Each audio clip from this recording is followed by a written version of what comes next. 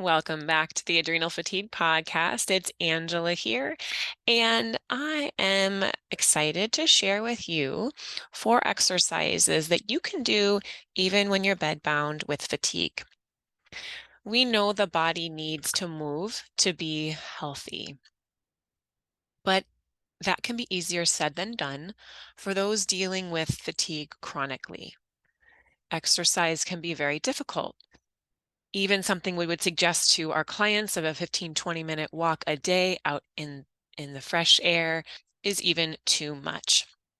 So this podcast is to help those that need some type of alternatives until they can build up the strength and endurance to do that next level of exercise and movement. We know movement is important for not only our physical health, for circulation, digestion, immunity, detoxification, but also for our mental and emotional health.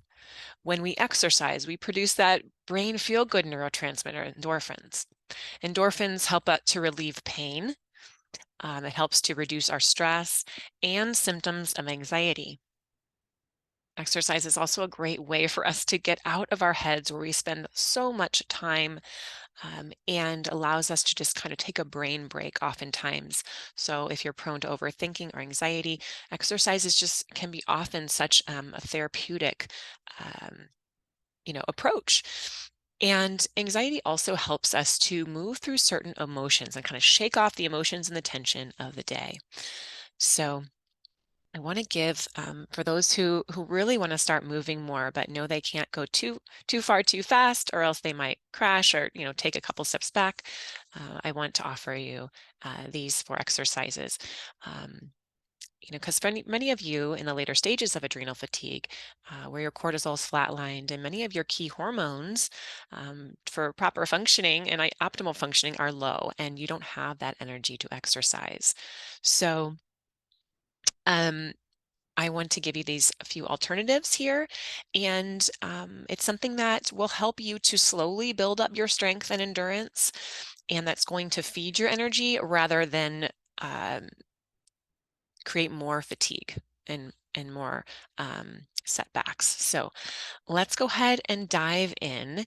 And one thing I want to say is that for many, it's going to take using the suggestions I give you today and scaling back or taking about 5 steps back from where maybe you normally start and really it's going to take a lot of awareness, self and body awareness for you to be able to figure out what's right for you and the right first step.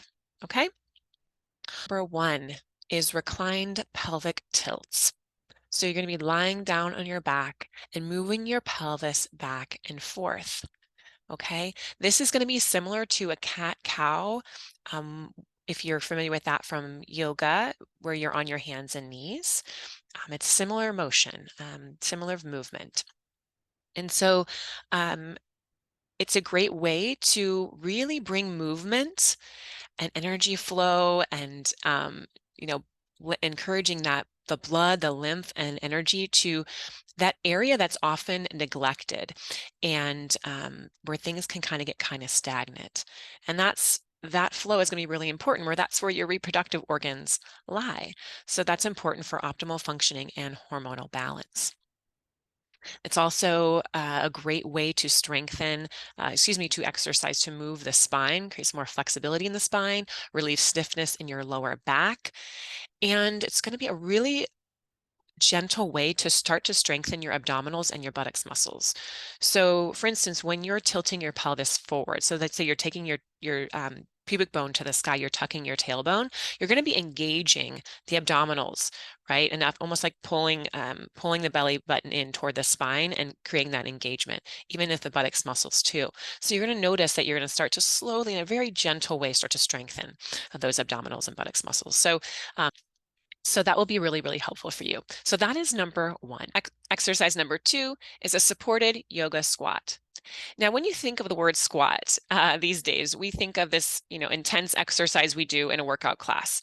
This squat I'm talking about is supported, and it's going to be a very primal squat. And this is something that many people in westernized cultures cannot do because of our tightness in the hips, calves, shins, ankles, and even having a short Achilles tendon, because we're not squatting. Squatting was often the way, that we used to sit. It was a natural version of sitting before chairs came along, and we did everything in a squatting position. You think of kids on the floor playing with their toys or outside, they're always squatting. And people gave birth and ate and cooked and had bowel movements in this squatting position. And sitting in chairs is a pretty new phenomenon compared to how long we've been squatting. And so this is something that I'll talk about in a few minutes, but something that I was really important to me during my journey because of my struggle with constipation. And so it is really important for us to be for proper functioning circulation, organ function, fluid movement, pelvic floor strength, all of those things to be to be having more flexibility and movement in this area. And so this is going to help you in multiple ways, hopefully not only with, creating more flexibility in your pelvis and just really nurturing that area of the pelvis and where the reproductive organs lie, and bringing movement there and flexibility there, but also maybe even support you with with bowel movements if that's an issue for you. So, again, this is not going to be an easy pose for many of you. So again, I'm talking about doing this in a very supported way. So whether your ankles don't touch the floor, or which most of ours don't, then you're going to roll a blanket underneath your heels. But for many of you, I want you to get into this position, not from a standing position, but from seated. And then I want you to prop up and sit onto a block, or maybe even a box of some sort. And you're going to sit onto that block, but then your knees are obviously going to be bent out to the sides, and your toes are actually going to be at that same angle, tracking right behind, protecting the knees. This might not be accessible for many of you at this point, but it's something that you might want to start with, or something you want to maybe look into. On a podcast, it's hard for me to really explain and get you into this position safely, so I recommend you just go on YouTube and look in some videos on how to get into this position safely. I want to just bring that back to the conversation about how important it is to have flexibility in our hips and having these short, tight muscles, and how this affects our particularly our elimination and detoxification, and how I pulled up some stats of like 700,000 Americans visit the emergency room every year for the inability to go to the bathroom. Constipation, chronic constipation affects 16% of Americans, and $1.3 billion in 2016 on laxatives instead of taking healthier alternatives. So the research shows that squatting does really help reduce strain while you're going to the bathroom. It's a more natural position, and it's how our intestinal tract was designed. And so, you might want to you just think about this a little bit when you're, if this is an issue for you, because we've been, like I said, we do everything in chairs at this 90-degree angle, where we have our meals, we watch TV, we are driving, right? And even though it feels comfortable for us and ergonomic, it's because that's how we have been kind of trained ourselves to do so.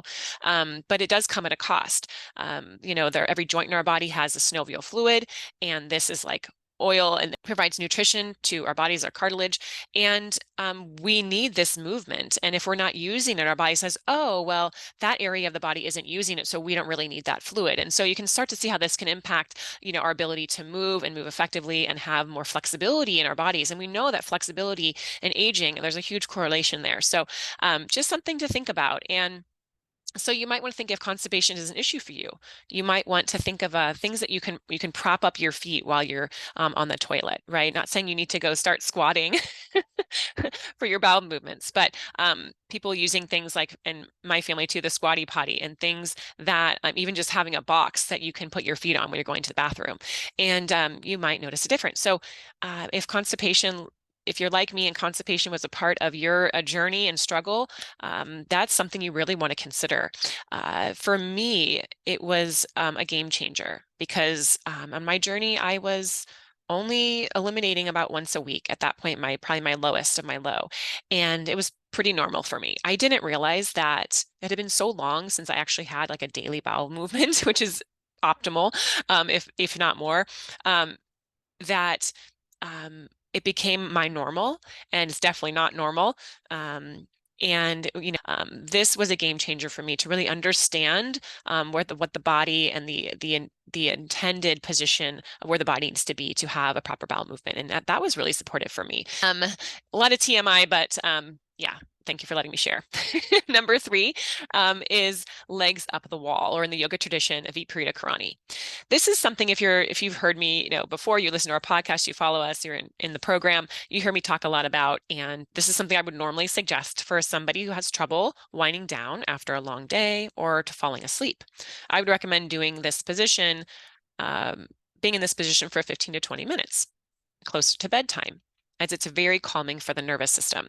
You're, again, like the name suggests, you're going to just put your legs up the wall, backs of the legs, and you're lying on the floor. There's many benefits to supporting with leg cramps, feet cramps, relieving back pain, and aches and pains in the back of the knees, knee pain, releasing tension in the neck, and that's all kind of the physical benefits, right? And then of course there's, again, and like I mentioned, the calming of the nervous system. So it really supports in releasing stress, promoting relaxation. A couple other things that really is wonderful at doing is improving circulation, which is a common issue for adrenal fatigue sufferers. It's been known to support with reducing headaches and those who suffer from heavy legs, which is something that we see often in our community. It does keep blood from pooling in the legs and staying in the legs, so that can be helpful for some people. I do want to point out contraindications and people who wouldn't want to be doing this. So if you have these conditions or history of them for yourself or your family, this is something you really want to talk to your doctor about before you do. That would be if you have glaucoma, if you have a condition where you have excess fluid in your body, where this could where the fluid could go into the heart and put strain on it. Things like congestive heart failure, kidney failure, liver failure, and unmanaged high blood pressure. So this position can raise your blood pressure, so you want to be aware of that. So if there's any reason you feel that you shouldn't be doing this, please don't do it, or consult your doctor first, please. Okay, exercise number 4 is diaphragmatic breathing. This is meant to help us use our diaphragms as they were intended to, and have full, deep breaths that benefit the body in so many ways, from reducing your blood pressure and reducing your heart rate, and of course, improving relaxation. So when you're diaphragmatic breathing, this is a really intentional, full, deep breathing exercise. And this is where the diaphragm, your dome-shaped muscle that it's at the base of your lungs, when you inhale, the muscle is flattening, and it's allowing more space for your lungs to fully expand, right? And then as you exhale, the muscle is coming back up, and it's allowing you to squeeze excess air out of the lungs, that stale air out of the lungs. And this is really beneficial. So it's really breathing. We think about breathing a lot from our chest, right? A lot of shallow breathing, that's a whole nother podcast. But so really using your entire rib cage and your belly when you're breathing. So this can be very, very powerful. And again, a wonderful exercise to get things moving, to improve your circulation. So many benefits, as I already spoke of, when you are doing this type of exercise. So it really can be an exercise. So it's something that you can do even just for a couple of minutes to start, and then build up. And of course, I can't explain everything in this podcast around diaphragmatic breathing. So I want you to, go find a wonderful YouTube video on diaphragmatic breathing and learn that way. I'd love to do a video on this soon where I actually lay out all the 4 exercises and do them in a video. That would be wonderful. So hopefully I have time to do that soon. So there you go. 4 exercises that you can do even when you're stuck in bed daily with fatigue. And I'm curious which one spoke to you the most. Which one are you most curious about? Did one feel like a little bit of a stretch? I want you to table that one for maybe a month or two down the road when you've sort of built up some confidence, some endurance, and in your body. And so, which one felt really light to you? Which one felt totally doable? And I want you to start there. And I want you to start by really being fully aware when you are starting these exercises that you are doing them for just a few minutes to start. Again, especially with the squat, you are propping up and just really listening to what your body needs so that it's a therapeutic exercise and approach. And so, and maybe none of these spoke to you, and that's okay too. What I invite you to is, did these four exercises spark other ideas for you? Or can you think back to when you were in high school or college and there was something that you loved to do? There was some movement that really fed you, mind, body, spirit, right? It like spoke to you in your soul. I want you to see how you can take that movement, scale it back to what would work for you. So dance is a wonderful way to start. If you loved dancing, how can you incorporate small movements? Think of like what you used to do when you would maybe a warm-ups that you would do for a dance class. What are some of those types of movements you can bring in, right? Where you're taking your pelvis. I'm thinking of moving your pelvis around in circles. That's would be such a beautiful one, especially in supporting also, the lower back and helping to relieve lower back pain, things like that, also as you move the pelvis. So just a couple other ideas to end, but thank you so much for listening, and we'll see you next time. Bye for now.